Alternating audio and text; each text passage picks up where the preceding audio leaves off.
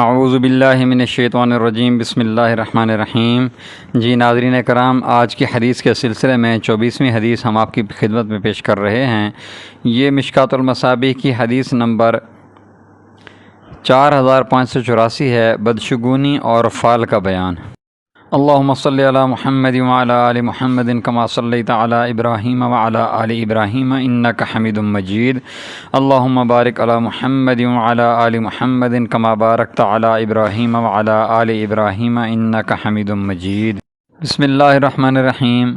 حضرت عبداللہ بن مسعود رضی اللہ تعالی عنہ رسول اللہ صلی اللہ علیہ وآلہ وسلم سے روایت کرتے ہیں، آپ صلی اللہ علیہ وآلہ وسلم نے فرمایا، بدشگونی لینا شرک ہے۔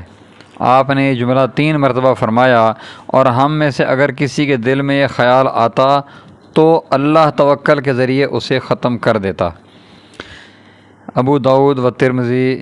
امام ترمذی نے فرمایا، میں نے محمد بن اسماعیل امام بخاری رحمۃ اللہ علیہ کو بیان کرتے ہوئے سنا، سلیمان بن حرب اس حدیث کے متعلق کہا کرتے تھے، اور ہم میں سے کسی کے دل میں اس کے متعلق خیال آتا تو اللہ توکل کے باعث اسے ختم کر دیتا ہے، اور میرا خیال ہے کہ یہ جملہ ابن مسعود رضی اللہ تعالی عنہ کا قول ہے۔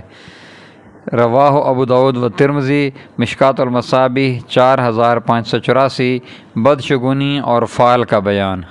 وآخر الدعوانا ان الحمد للہ رب العالمین۔ جزاکم اللہ خیر و احسن الجزاء۔